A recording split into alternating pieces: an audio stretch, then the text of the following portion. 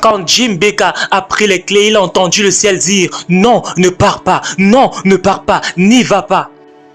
Et il est parti comme une brebis qui se dirige vers la boucherie pour être égorgé. Il a vu cette belle fille assise sur le lit, toute nue. J'ai lu un livre il y a plusieurs années et ce livre m'a fait vraiment pleurer. J'ai lu ce livre tellement de fois. J'ai lu une première fois, une deuxième, une troisième, une quatrième. Je pense que j'ai lu ce livre environ 5 fois. Et ce livre dit « Je me suis trompé ». Et l'auteur, c'est Jim Baker. Je vous assure, c'était un prédicateur de feu dans les années 70 et 80. C'était le premier prédicateur dans le monde entier. Il était un prédicateur des ministères de l'Assemblée de Dieu. Il avait la plus grande église des Assemblées de Dieu dans le monde entier. 14 000 personnes, 23 pasteurs assistants. C'était le premier homme sur la planète Terre à avoir la télévision satellite. Il était donc le premier à avoir la télévision par satellite. Il diffusait partout dans le monde entier. Et puisqu'il était le premier à avoir la télévision par satellite, tout le monde qui voulait prêcher à l'international devait passer par lui. Il était le pasteur le plus riche à son époque. Il avait tellement d'argent qu'il avait 2 hôtels de 500 chambres chacun. 500 chambres dans chacun de ces hôtels-là. Et essayez de construire un hôtel de 50 chambres, vous allez voir combien c'est difficile. Si vous réussissez même à construire un hôtel de 50 chambres, vous allez sûrement appeler un gouverneur pour inaugurer votre hôtel. Mais lui, il a construit 2 hôtels de 500 chambres chacun. Ajoutez à cela, il a construit une cité évangélique avec des supermarchés, des hôpitaux et tout ce que tu peux imaginer. Il avait son jet privé. L'homme était tellement riche. Il était également un homme tellement ouin, puissamment ouin. Il portait une grâce particulière. Et un jour, il a commencé à entendre comment sa femme est en train de le tromper. Parce qu'il veut dire qu'il était tellement occupé dans le ministère. Il était tellement focalisé, engagé à Dieu. Il n'avait pas le temps. Il ne passait pas beaucoup de temps avec sa femme. Et c'est comme ça que sa femme a commencé à le tromper. Et puisque sa femme n'avait pas de temps avec son mari, il n'avait pas d'intimité, l'ingénieur en chef se rapprochait davantage de sa femme. L'ingénieur en chef de son équipe média se rapprochait de sa femme. Et elle a commencé à dire à Jim Baker, ta femme a une liaison avec cet ingénieur en chef. Il suivait de telle personne, il suivait de telle autre personne. Et c'est comme ça que son meilleur ami, un jour est venu le rencontrer. Ce meilleur ami était également un révérend dans les assemblées de Dieu. Il a dit, je vais te conseiller. Il a dit, les femmes sont jalouses par nature. Elles sont si jalouses que ce que tu dois faire pour récupérer le cœur de ta femme, c'est de la tromper également. Trouve-toi une petite amie. Et tu vas voir comment ta femme va recourir vers toi. Et ce meilleur ami a poussé le bouchon, a dit, je vais te proposer une fille. Il a pris une fille du nom de Jessica Hahn. Elle avait environ 18 ans. Très belle fille. Il a pris les clés de l'hôtel, il a donné à Jim Baker. Il a dit, homme de Dieu, il y a une fille à l'intérieur. Il a dit, homme de Dieu, va passer du bon temps. Ensuite, va dire à ton épouse pour qu'elle puisse revenir vers toi, pour qu'elle ne puisse plus te tromper. Quand Jim Baker a pris les clés, il a entendu le ciel dire « Non, ne pars pas, non, ne pars pas, n'y va pas ». Et il est parti comme une brebis qui se dirige vers la boucherie pour être égorgé. Il a vu cette belle fille assise sur le lit, toute nue. Elle était nue, toute nue. En tant qu'homme, nous sommes affectés par ce que nous voyons. Quand tu vois une jeune fille qui est nue, seulement le Saint-Esprit peut t'aider. Mais lui, il n'avait même pas écouté la voix du Saint-Esprit. Ce n'est pas le moment de commencer à prier en langue. Qu'est-ce que tu dois faire? Tu dois fuir. Ce n'est pas le temps de résister. Mais Jim Baker a été captivé et attiré par la beauté de cette jeune fille. Et avant qu'il ne se rende compte, il avait commencé à se déshabiller. Ce qu'il n'avait jamais fait dans sa vie après 30 ans de mariage. Pour la première fois, après 30 ans de mariage, il est monté sur cette jeune fille et il a couché avec elle. Et quand il a fini l'acte, ses yeux spirituels se sont ouverts. Il a vu autour de lui les murs de protection autour de sa vie en train de s'écrouler. les murs que Dieu avait placés souverainement autour de sa vie, ces murs ont commencé à s'écrouler, à tomber. Et ensuite, il a vu les démons sortis de l'enfer, des eaux, des forêts, de la terre. Ces démons couraient vers lui pour le détruire en pièces. À ce moment, il a su qu'il avait perdu quelque chose de très cher. Il est sorti du lit, il s'est rhabillé, il a fui. Où est-ce qu'il partait? Il est parti vers son père dans le Seigneur. Il est tombé aux pieds de son père spirituel. Il a dit, mon père, j'ai péché, je suis tombé. J'ai gâché ma vie, j'ai fait quelque chose de terrible. J'ai vu toute ma protection tomber. J'ai vu les démons qui courent vers moi. Et son père lui a dit, parce que tu as confessé, Dieu est fidèle et juste pour te pardonner. Lève-toi, Jim, je ne vais pas te trahir, je ne vais pas te trahir au leadership, parce que tu as confessé cela à moi. Va, Dieu va être avec toi. Et son père spirituel a prié pour lui une prière et il est parti. Mais il ne savait pas que ce n'était pas aussi facile que ça. Quelque chose de terrible.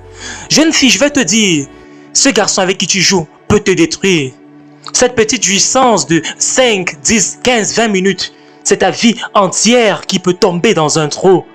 Avant que tu ne te rendes compte, tu pourrais ne plus jamais te relever. Sauf si la grâce de Dieu, la miséricorde de Dieu t'atteint. Mais ne joue pas, ne prends pas le risque. 2 mois plus tard, cette petite fille avec laquelle il a couché a dit, homme de Dieu, j'ai un message pour toi. Maintenant que tu as couché avec moi, je suis prêt à dire au monde entier, puisque tu es pasteur international, puisque tu es très connu, puisque tu es très populaire, je vais dire au monde entier que tu as couché avec moi, à moins que tu ne me donnes 240 000 $.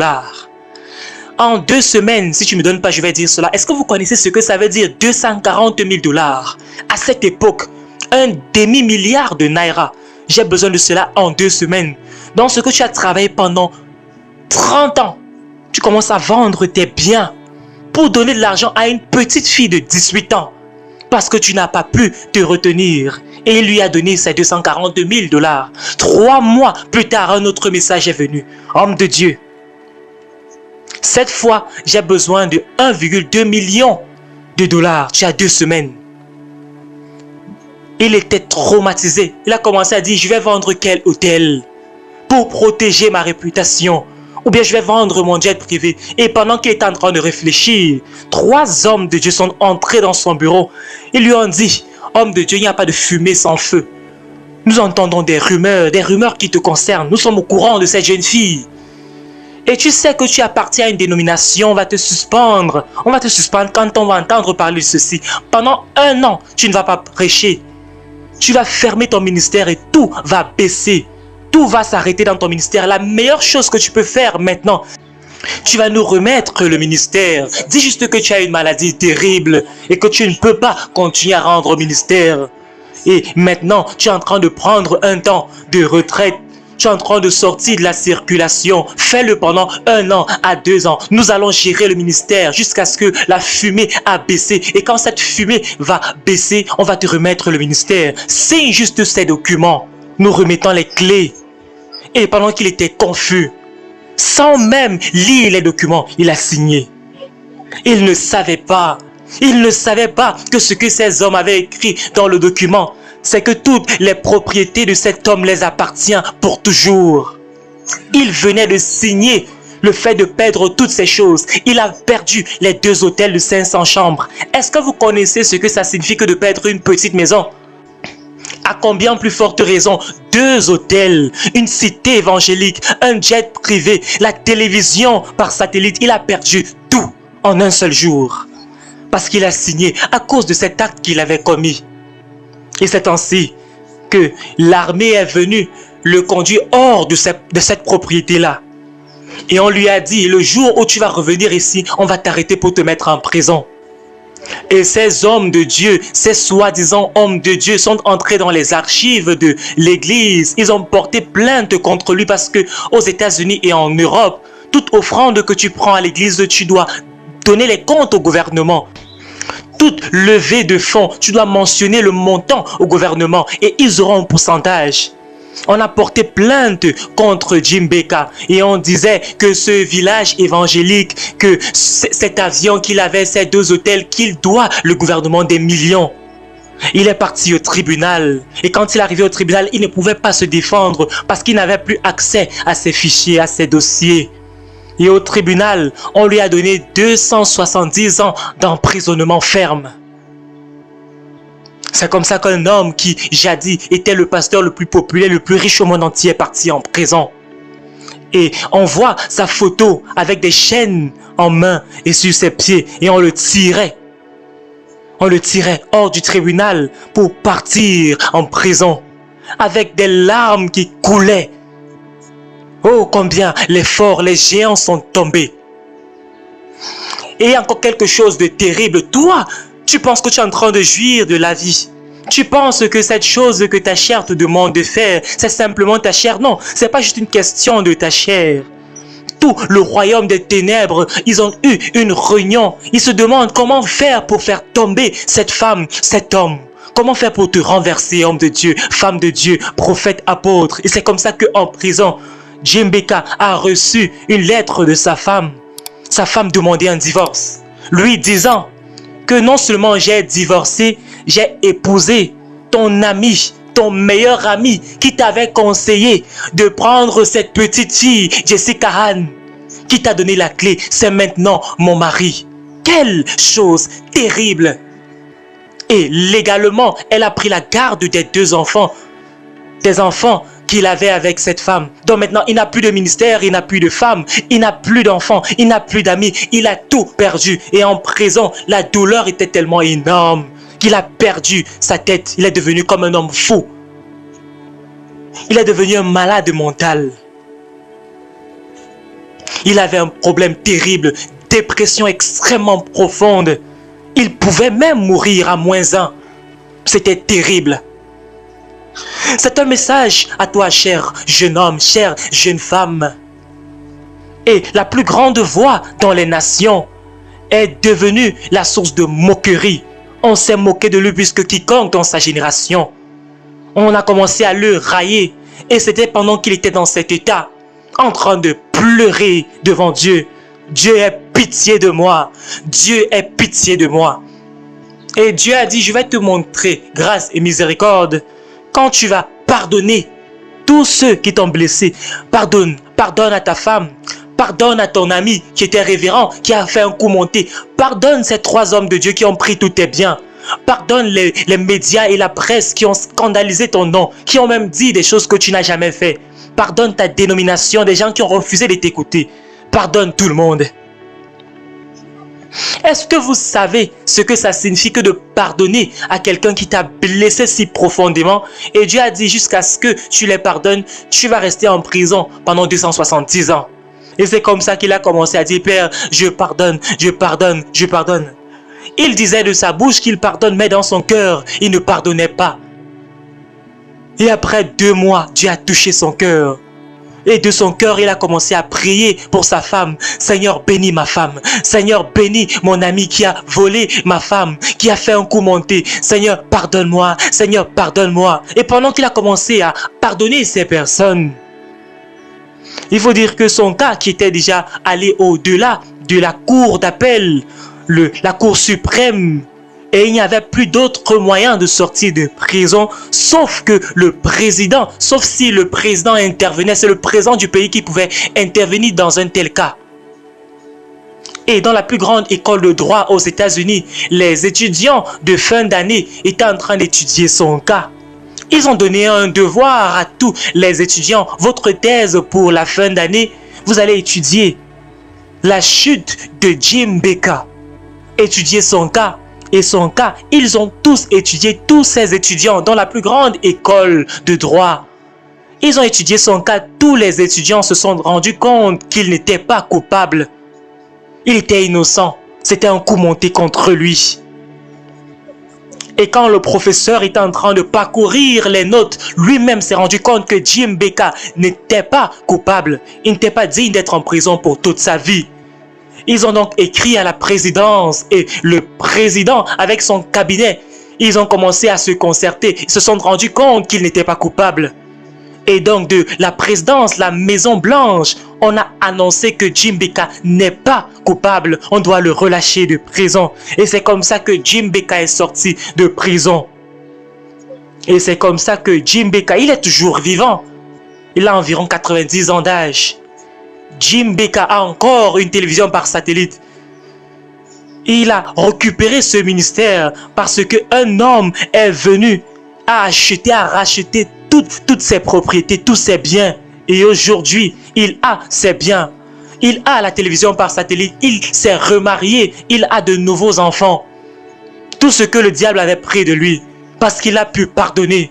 Chers hommes, chères femmes, il faut dire que Dieu est Dieu. On ne se moque pas de Dieu. Si tu veux réussir dans cette vie, tu as besoin de Dieu. Tu as besoin de t'associer à lui. Tu as besoin de suivre ses commandements. Tu as besoin d'être obéissant. Tu dois lui donner ta vie. Oh mon Dieu, oh mon roi, combien cela peut être terrible. Si tu joues avec ce péché dont je suis en train de parler maintenant, quelque chose de terrible risque de t'arriver. Ça va être difficile pour toi de réussir dans la vie en tant qu'enfant de Dieu. Voici la chose qui humilie les hommes plus que quoi que ce soit. Les hommes et les femmes, l'esprit d'immoralité. Et c'est très présent aujourd'hui dans ce siècle. C'est tellement élevé, très disponible. Recevez la grâce de ne pas tomber dans ce péché. Engagez-vous dans la prière, engagez votre volonté. Vous savez, le péché de l'immoralité, c'est comme un homme qui part pêcher le poisson. Et tu mets le ver de terre sur l'hameçon. Et quand le poisson voit le ver de terre sur l'hameçon, il voit cette nourriture délicieuse. Il ne sait pas que cette chose qui est juteuse, ce repas, ce ver de terre, une fois qu'il aura mangé, il va être accroché. Je ne sais pas à qui je suis en train de parler, qui a été accroché, qui a été attaché, qui a été piégé par le lesbianisme, l'immoralité, piégé par la pornographie, par la masturbation. C'est ça qu'on appelle l'immoralité. Le diable rôde comme un lion rugissant, cherchant qui dévorer. Quand Reinhard Bonnke parlait de son histoire, quand il avait 70 ans, il est venu ici à Calabar au Nigeria. Il nous a dit, en tant que pasteur, il a dit « Je suis ce que je suis parce qu'en tant que jeune, j'ai pris l'engagement de pureté envers Christ. Et ma voix est partie dans le monde entier parce que j'ai décidé de rester pur devant Dieu. » Reinhard Bonnke, un des plus grands prédicateurs de sa génération. Le péché de l'immoralité, c'est comme une bouteille de Coca-Cola. Et dans le Coca-Cola, il y a du gaz. Quand tu décapsules la Coca-Cola, le gaz sort de l'intérieur. Qu'est-ce que c'est? Ce qui rend le Coca-Cola, c'est le gaz. C'est parti. Et quand ce gaz est parti, c'est fini. Le Coca-Cola n'est plus la même chose. Même si tu fermes la bouteille, ce n'est plus la même chose. Cela a perdu une énergie vitale. Cela a perdu de son gaz, de son essence. Et c'est ça que l'immoralité fait dans votre vie. Vous pouvez boire la bouteille de Coca-Cola et garder encore. Mais peu importe, la Coca n'est plus la même chose. Parce que le gaz est parti. Parce que l'onction est partie. Parce que le pouvoir, l'essence même est partie. Et vous savez, il faut dire que chaque fois que vous buvez votre bouteille de coca, le gaz part progressivement jusqu'au moment où vous avez toujours le liquide à l'intérieur, mais vous savez que ce n'est plus la même chose. Chaque fois que vous jouez avec l'immoralité sexuelle, vous êtes en train de perdre de votre gaz, de votre essence, de votre onction. Jusqu'à ce que la gloire vous quitte définitivement. Jusqu'à ce que vous deveniez un vase vide, jusqu'à ce que vous n'avez plus ce qu'il faut pour résoudre les problèmes, les défis de votre génération. Le péché de l'immoralité, c'est comme votre ombre qui va vous suivre n'importe où. Vous partez n'importe où, votre ombre va vous suivre. Et il n'y a pas d'endroit où votre ombre ne va pas être avec vous. Recevez la grâce au nom de Jésus-Christ de pouvoir vaincre l'immoralité aujourd'hui. Ne jouez pas avec l'immoralité. L'immoralité, c'est comme une voiture qui est en train de partir pour un très long voyage. Vous mettez du carburant, vous mettez l'eau dans le radiateur, vous mettez l'huile, tout ce qu'il faut. Mais quand vous commencez ce voyage après un très long moment, soudainement, votre roue a éclaté à cause d'un petit clou qui a percé votre roue.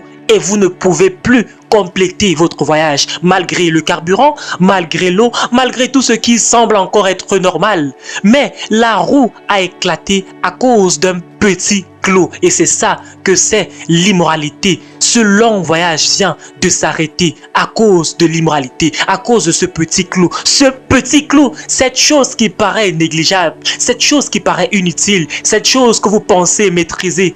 Je vous dis, ne permettez pas à un petit clou de percer votre roue. Et vous allez arrêter. Sinon, vous allez arrêter votre voyage. C'est comme ça que beaucoup de personnes ont arrêté. Quand j'ai commencé le ministère, il y a à peu près 40 ans, oh mon Dieu, tous ceux qui ont commencé avec moi, mes collègues qui étaient à l'école biblique avec moi, aujourd'hui, il n'y a que 2 ou 3 dont j'entends les noms. Tous les autres ont percé leur roue. Ils se sont arrêtés. C'est l'histoire de ma vie, c'est une histoire réelle. J'espère qu'on est ensemble. Prenez ceci à cœur, que Dieu vous bénisse abondamment. L'immoralité ne respecte aucun homme, peu importe que vous ayez fait 30 ans, 40 ans dans le Seigneur, peu importe votre onction, peu importe votre âge, que vous soyez jeune, que vous soyez vieux, un adulte, un enfant. Cette chose va être là tous les jours de votre vie. Vous ferez mieux de tuer et de combattre cela aujourd'hui. Et ce n'est même pas une question d'être marié. J'espère que vous savez que l'immoralité attaque beaucoup plus les personnes mariées que des célibataires. Vous serez attaqués. Ne jouez pas avec l'immoralité.